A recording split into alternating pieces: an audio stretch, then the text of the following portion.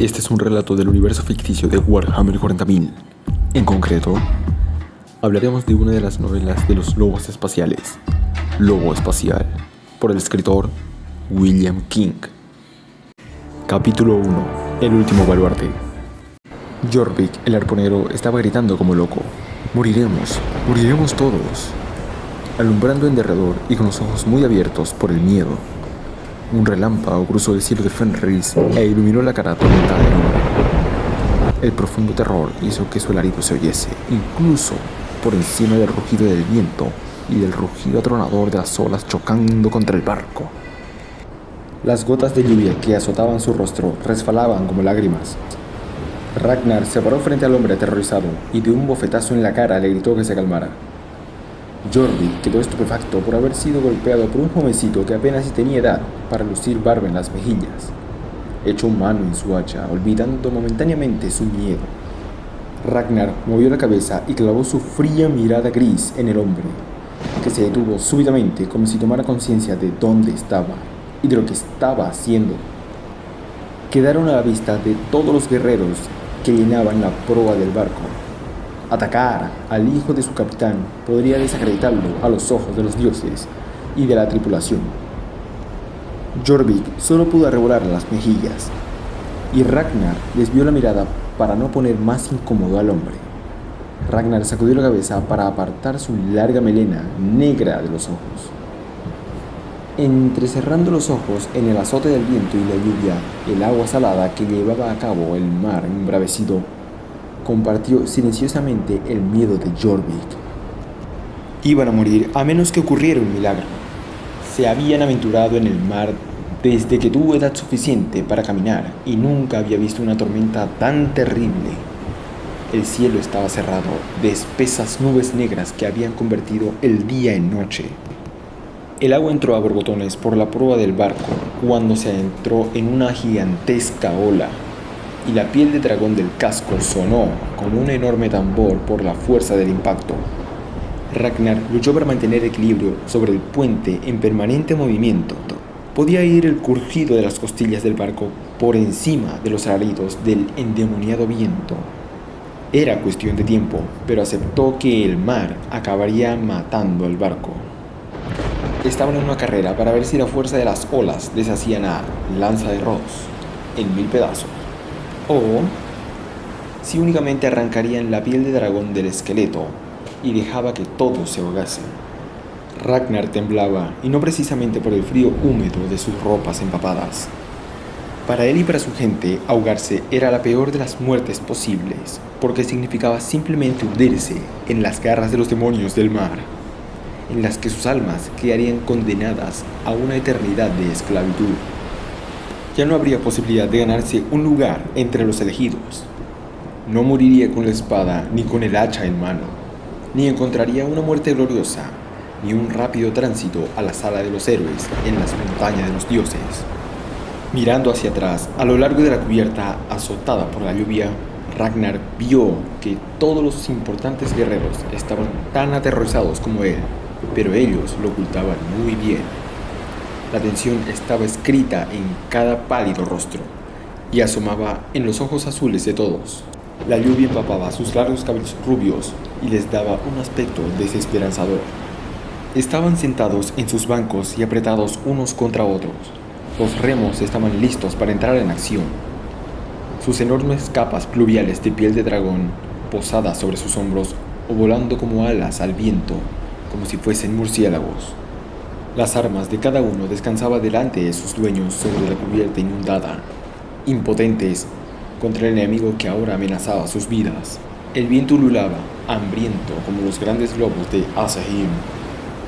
El barco quedó cubierto parcialmente por el extremo lejano de otra ola, y el colmillo de dragón de la proa atravesó las aguas espumosas como una lanza. En lo alto, las velas aleteaban, se sacudían y zarandeaban. Ragnar estaba contento de que estuvieran hechas de la más pura tripa de dragón. Ninguna otra habría resistido las afiladas garras de la tormenta. Frente a ellos se precipitaba otra enorme montaña de agua y parecía imposible que el barco pudiera sobrevivir al impacto. Ragnar se sintió invadido por la furia y la frustración al creer adivinar que su corta vida se había terminado casi antes de haber empezado. Ni siquiera viviría para convertirse en hombre en la próxima estación. Apenas había cambiado la voz y ahora estaba condenado a desaparecer en el océano. Entrecerró los ojos mirando a través de la tormenta con la esperanza de memorizar el gran barco de su gente. No los iba a ver más porque probablemente la mayoría de ellos habían ido a parar al fondo. Sus cuerpos serían pasto de los dragones y de los kraken, y sus almas quedarían esclavas de los demonios. Se dio la vuelta y dirigió una torva mirada al extranjero que lo había metido en esto.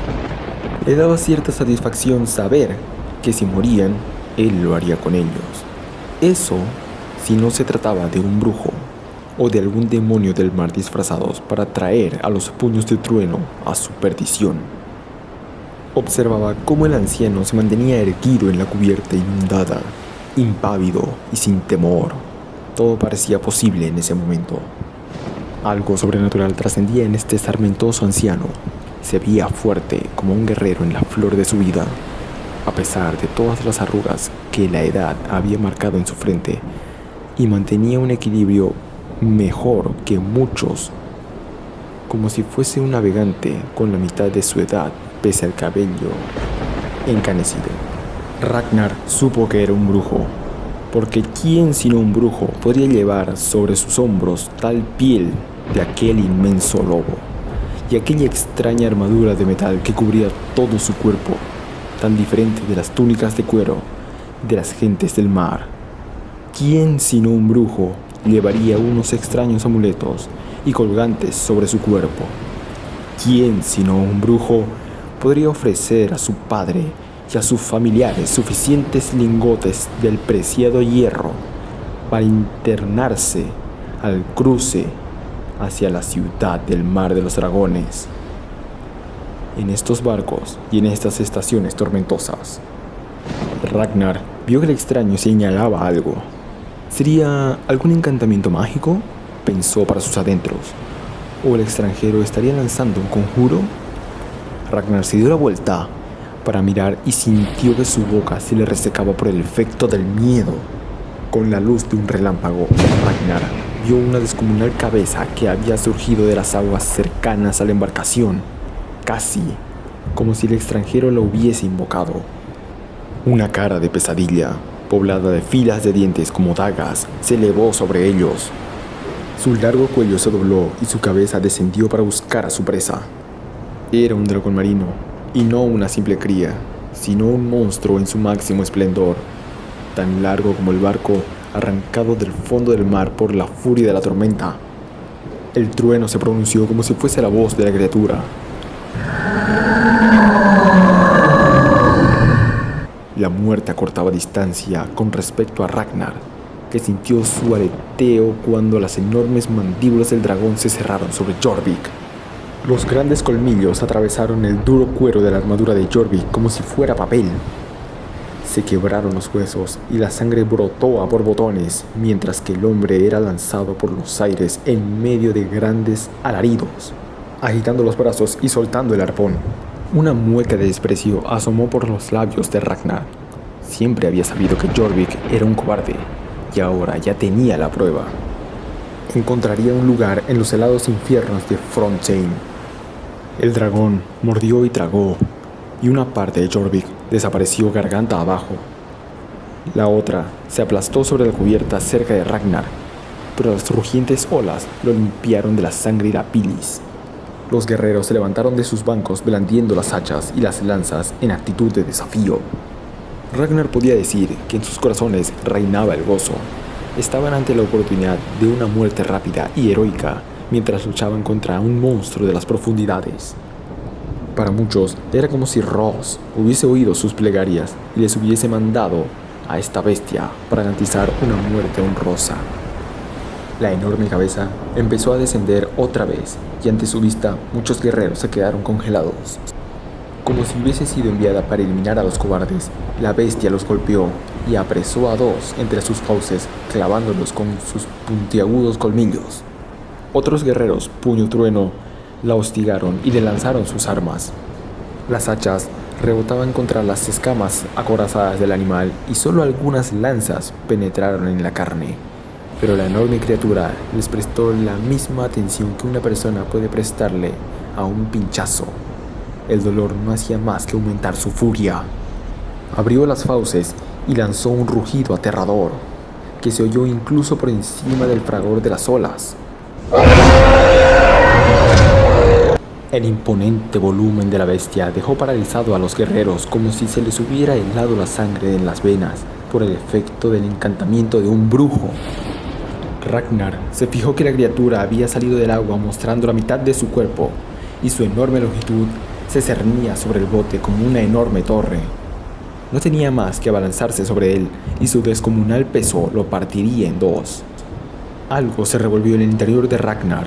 Le hervían las entrañas de rabia contra la tormenta, contra los dioses, contra la enorme bestia y contra sus cobardes hermanos.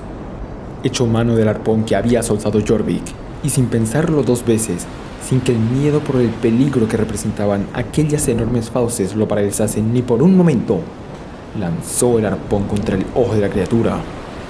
Fue un tiro realmente bueno porque la lanza con punta de hueso voló directamente hacia el objetivo y se adentró en lo profundo del ojo del dragón. El monstruo se irguió todavía más en el agua, rugiendo de rabia y dolor. Ragnar creyó que iba a quedar sordo por la intensidad de aquellos rugidos y tuvo la certeza de que ahora sí había llegado su hora, de que el barco iba a ser reducido a astilla por la enorme bestia. Luego, otro sonido, un bramido balbuciente que venía de la proa del barco. Miró de reojo al extranjero y se dio cuenta de que él era el causante de semejante ruido. El anciano había extraído una especie de ícono mágico de hierro en su costado y lo mantenía en lo alto, apuntando hacia la bestia.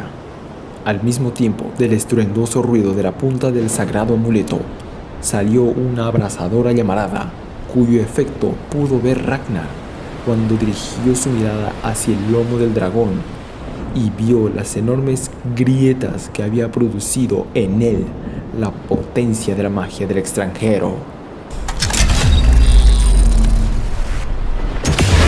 Abrió la boca para lanzar un grito de dolor y el extranjero elevó todavía más su talismán. En el cuello del dragón apareció un enorme agujero y la parte superior de su cabeza explotó. La criatura cayó hacia atrás y desapareció bajo las olas. El extranjero echó la cabeza hacia atrás y soltó una carcajada cuyo eco estentoroso ahogó el fragor de la tormenta. Ragnar se sintió invadido por un temblor de miedo supersticioso. Pudo ver cómo sobresalían dos enormes colmillos de la boca del extranjero. Tenía la marca de Ross y por sus venas corría la sangre de los dioses. Sin duda alguna, se trataba de un brujo o de alguien superior. Agachándose sobre la cubierta para poder mantener mejor el equilibrio a pesar de los bandazos del barco, Ragnar se dio la vuelta y se dirigió hacia el timón. El agua resbalaba por su cara como si fuesen lágrimas, y al mojarse los labios con la lengua, notó el sabor de la sal. Cuando pasaba al lado del extranjero, rompió el barco una enorme ola. Sintió sobre su cuerpo la presión de las toneladas de agua y quedó sumergido. La fuerza de la ola lo levantó en vilo y lo lanzó rodando sobre la cubierta. Con la furia de la ola no pudo darse cuenta de dónde estaba. Simplemente supo que ésta acabaría arrastrándolo y llevándolo a su fin. Gruñó lleno de ira y contuvo el miedo. Parecía como si hubiese sobrevivido a las fauces del dragón para ser pasto de los demonios marinos. Luego, unos dedos fuertes como el hierro se cerraron sobre su muñeca y una enorme fuerza pugnó contra la arremetida del mar. Después, el agua se retiró y un momento más tarde Ragnar trataba de avanzar por la cubierta, salvado por el extranjero que había derrotado al dragón.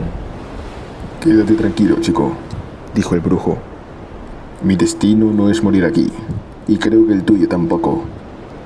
Dicho esto, el extranjero se dio la vuelta para dirigirse hacia la proa del barco. permaneció allí escrutando la lejanía como un dios antiguo. Embargado por el miedo y por una reverente y extraña superstición, Ragnar se dirigió al lugar en el que se encontraba su padre. Al elevar la vista encontró comprensión en él. «Ya lo entiendo, hijo», gritó su padre. Ragnar se dio cuenta de que no era necesaria ninguna otra explicación. Como si la muerte del dragón hubiera roto algún conjuro maligno, el mar cobró calma.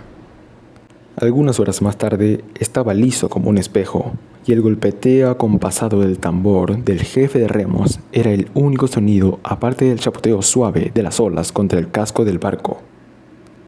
El extranjero seguía en la proa, como si estuviera montando guardia contra los demonios del mar. Oteaba el lejano horizonte, haciéndose sombra con su mano de hierro, buscando algo que solo él podría ver. Por encima de su cabeza, el sol brillaba en todo su esplendor. No era el pálido y pequeño disco solar del invierno, sino una enorme y encendida esfera que inundaba el cielo con su luz dorada. El ojo de Ross estaba totalmente abierto, vigilando a su pueblo elegido, mientras sufría los terrores del largo y duro verano de Fenris. El agua estancada se evaporaba en la cubierta ante sus ojos. Los guerreros se mantenían en silencio. Habían quedado sobrecogidos. No se oían los comentarios habituales, ni las fanfarronerías que hubieran sido normal oírles después de haber salido indemnes de semejante tormenta. Tampoco sonaban las canciones alegres que todos conocían, ni el padre de Ragnar había ordenado que se abriese un barril de cerveza para celebrarlo. La tripulación parecía presa del temor reverencial que se aproximaba al terror. Ragnar podía entender muy bien por qué aquella actitud. Habían visto cómo el extranjero eliminaba a un dragón con el poder de sus conjuros y cómo destruía con el rayo de su magia a uno de los terrores de las profundidades abismales. Con su mirada había calmado la tormenta. ¿Acaso habría algo que no pudiera hacer? Muchas preguntas seguían flotando en el aire, pensó Ragnar. Si el extranjero era tan poderoso, ¿por qué necesitó alquilar el barco de su padre, pagando con precioso hierro y prometiendo más al final para llegar a su destino? ¿Por qué no había usado la brujería? Seguro que podría haber aprovechado su dominio en las runas para invocar a una nave o a un lobo alado que lo condujera a su meta. ¿Acaso habría un motivo último y siniestro para su viaje? Ragnar trataba de apartar de su cabeza este pensamiento. Tal vez el brujo se había ganado la enemistad de los demonios de la tormenta y no podía volar. Tal vez sus poderes no servían para controlar esas runas. ¿Cómo iba a poder saberlo Ragnar? No sabía nada de los conjuros, ni conocía a nadie que supiera, salvo el viejo escaldo de los puños de trueno, Imogrim. Y él había mirado al extranjero con supersticioso sobrecogimiento, negándose a decir nada sobre él, pero insistiéndole a su gente en que debían observarlo en todo. Ragnar dudaba de que su gente, pese a todo el supersticioso temor que envolvía al extranjero como una capa, hubiera aceptado emprender este viaje de no haber mediado la recomendación expresa del escaldo. Su destino, la isla de los señores del hierro, lo evitaban todo el año los hombres del mar, salvo en la época del comercio, que coincidía con la primavera. La última primavera había finalizado hace 15 días y la época del comercio ya quedaba muy lejos. ¿Quién sabe cómo recibían ahora a los extranjeros los misteriosos herreros de la isla? Se mantenían básicamente aislados de los demás y defendían sus minas de precioso hierro del mismo modo que un troll protege sus tesoros. Ragnar se preguntaba si podrían haber rechazado la solicitud del extranjero, incluso aunque no les hubiera pagado tan generosamente. Creía que ni el pueblo entero de valerosos guerreros puño de trueno habrían podido resistir a la magia del extranjero. Dudaba de que sus armas hubieran perforado siquiera la segunda piel del metal que rodeaba su cuerpo. Había algo fascinante en el anciano, y Ragnar tenía un vivo deseo de hablar con él y de hacerle unas preguntas. El extranjero los había salvado y les había hablado, lo cual con toda seguridad tenía algún significado.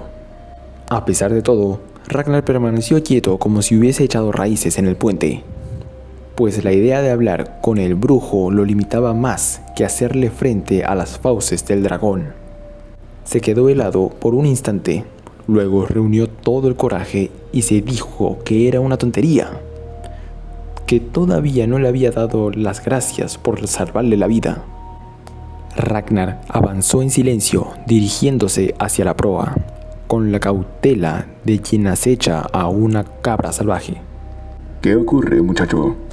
Le preguntó el extranjero sin darse vuelta, incluso antes de que Ragnar hubiese llegado a 10 pasos de él. Ragnar sintió que se le paralizaba el cuerpo. Esa era la prueba más de los poderes mágicos del extranjero. Ragnar sabía muy bien que se había movido con tal cautela, sin que sus pies hubieran crujido con el menor ruido en la cubierta. Además, su gente lo consideraba un cazador silencioso. Sin embargo, el extranjero se había dado cuenta de que él estaba allí y de que era Ragnar, sin haber girado siquiera la cabeza.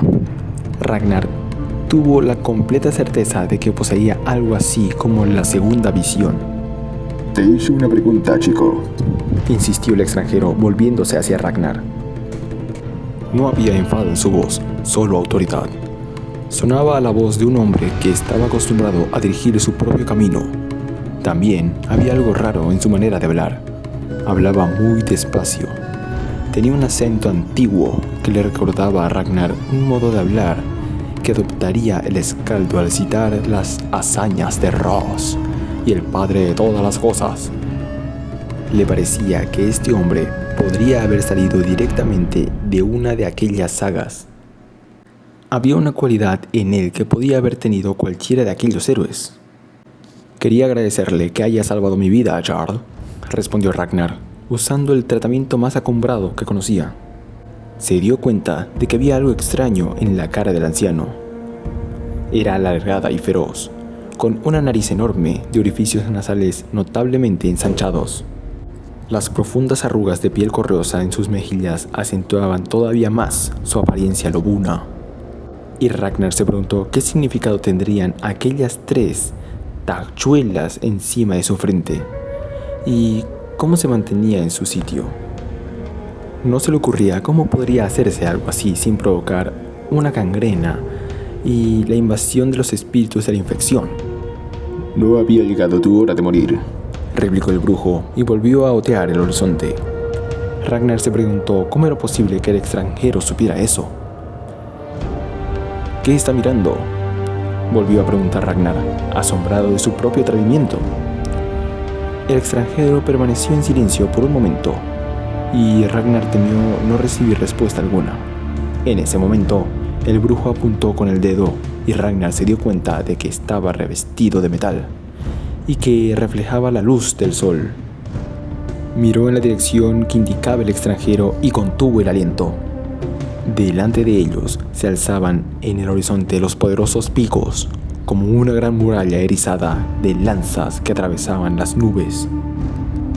Las laderas de los picos eran blancas y por su superficie resbaladiza, algo parecido a un hielo, incluso en el punto donde se hundía el mar.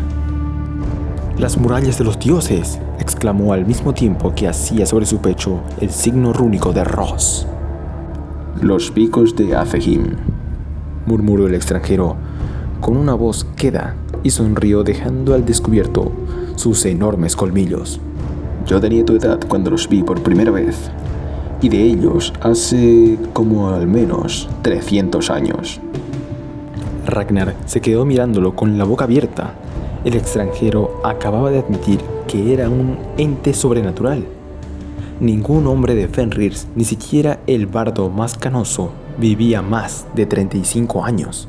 Me alegra tener la oportunidad de volver a verlos en este modo, exclamó el extranjero, y sonó como si lo dijera uno de los ancianos de la aldea antes de marcharse para leer su poema de muerte. El extranjero meneó la cabeza y se inclinó sobre Ragnar, mostrando sus estremecedores colmillos. Debe de estar atacándome la senilidad para parlotear de este modo, concluyó. Ragnar no dijo nada. Se limitó a mirarlo y luego dirigió la vista hacia aquellas distantes montañas. Ve a decirle a tu padre que cambie el rumbo. Debe acercarse a la costa y bordearla.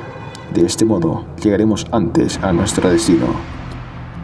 Lo dijo con toda la fuerza de una profecía y Ragnar solo le creyó. Durante los días siguientes navegaron a lo largo de la costa de Asahim. Fueron 2 días de mar tranquilo y vientos fríos, y la quietud la rompía solo el crujido de las enormes masas de hielo que se despeñaban desde las montañas y acababan cayendo en el mar. Asahim, al norte de su ruta, también era el lugar en el cual nacían los iceberg, la tierra helada de la que venían las montañas de hielo flotante. Sobre su cabeza graznaban las poderosas águilas marinas, y de vez en cuando los hombres podían ver las manadas de grandes orcas cuando éstas surgían de las heladas y puras aguas. Dejaron atrás los entrantes de los grandes fiordos, lugares de asombrosa belleza, y en algunos casos pudieron ver aldeas de casas de piedra de la gente del glaciar que parecían colgadas de las empinadas laderas. En esos casos navegaban con toda cautela porque la gente de los fiordos eran feroces. Algunos decían que corría sangre de troll por sus venas y se rumoreaba que devoraban a sus prisioneros en lugar de esclavizarlos. Semejante perspectiva hacía desear incluso una muerte en las garras de los demonios del mar. Durante todo el tiempo que pasaron costeando, el extranjero no abandonó su puesto en la proa del barco. A la puesta del sol permanecía allí, bañado por los rayos moribundos del ojo de Ross. Al amanecer, cuando se levantó el vigilante del día, seguía en el mismo lugar. Ragnar habló con el vigía nocturno y no se sorprendió cuando él dijo que el extranjero no había dormido. Si sentía cansancio, no se le notaba. Sus ojos estaban tan claros y brillantes como el día en el que se había enfrentado al dragón. Ragnar no tenía ni idea de por qué estaba vigilando. Simplemente se sentía contento de que el anciano vigilara. Sentía que ningún mal podría alcanzarlos mientras él montara guardia. Luego, una vez más, la tierra desapareció de su vista y se encontraron en el mar abierto. El tiempo seguía siendo bonancible. El extranjero olfateó el aire y sentenció que el mar permanecería en calma hasta que alcanzase su destino. El mar, como si tuviera miedo de desobedecerlo, aceptó sumiso. Después de 2 días de navegación, vieron humo a lo lejos y las hogueras iluminando el cielo nocturno. Los hombres rezaban a Ross con supersticioso miedo, pero temían que no los escuchara. Sabían que estaban entrando en una zona sagrada para los gigantes del fuego, y aquí Ross y el padre de todas las cosas tenían poca influencia. Al día siguiente, a medida que se acercaban a las islas, Ragnar pudo ver que éstas estaban en llamas, que sus techos ardían. La baba naranja fundida de los gigantes de fuego se deslizaba por sus laderas ennegrecidas y producía vapor cuando entraba con el agua. El rugido de los gigantes aprisionados los sacudió hasta la médula. Presa de una gran agitación, Ragnar se acercó al brujo otra vez. Estaba envalentonado al ver que el anciano no mostraba signo alguno de miedo. Simplemente traslucía un tranquilo placer y una cierta tristeza, como la del hombre que ha disfrutado de un buen día y deseaba que no acabase. Dicen que Korn y Slaanesh están encerrados en esas islas, aventuró Ragnar, repitiendo algo que le había oído decir al escaldo después de la temporada del comercio. A pesar de su miedo, estaba exultante porque nunca había navegado tan lejos con su padre. Dicen que Ross los encadenó cuando el mundo aún era nuevo, continuó Ragnar. Esos son nombres malos, chico, le respondió el brujo. No deberías pronunciarlos. ¿Por qué?, preguntó Ragnar. desinhibido por una vez con el extranjero. Su curiosidad venció su temor. El extranjero lo miró fijamente y sonrió. No parecía que le hubiera disgustado la pregunta. Esos son nombres de grandes males, nacidos en un lugar que se encuentra a millones de leguas de aquí. Y hace muchos miles de años, Ross no los encadenó porque nadie podría hacerlo, ni siquiera el emperador, el propio padre de todas las cosas, ni en sus días de gloria. Ragnar no se sorprendió al oír la edad que tenían. Después de todo, Ross había luchado contra ellos en las eras pasadas, antes de que hubiera desenterrado a su pueblo de Asahim. Lo que le sorprendió fue el hecho de que hubiera nacido a millones de leguas de allí, porque era una distancia que no podía concebir. Creo que eran hijos de la reina dragón Skryne, de su matrimonio con el dios de las tormentas, Horus. Y ese es otro nombre que no debes pronunciar, chico, porque no tienes idea de su verdadero significado. ¿Me dirá entonces su significado? No, jovencito, no lo haré. Si tu destino es saber esas cosas, lo sabrás a su debido tiempo. ¿Y cuándo será eso? Cuando mueras y vuelvas a nacer. Impaciente muchacho. ¿Es así como ha conseguido usted su gran sabiduría?, preguntó Ragnar, desconcertado por las respuestas del extranjero y sorprendido por el tono sarcástico de sus propias preguntas. Para sorpresa suya, el extranjero se limitó a reír. Eres valiente, joven, y no te equivocas. El brujo dio la espalda a Ragnar y fijó la vista en el mar. Sobre ellos se cernían nubes oscuras y el mar estaba en calma y lucía negro como el carbón. Hacia el oeste, la montaña se conmovió y de su cumbre salió un chorro de fuego. La montaña del fuego está enfadada hoy, comentó el brujo. Esa es una mala señal. Así damos por finalizado el primer capítulo de la saga de libros de Lobos Espaciales. Hasta el siguiente video.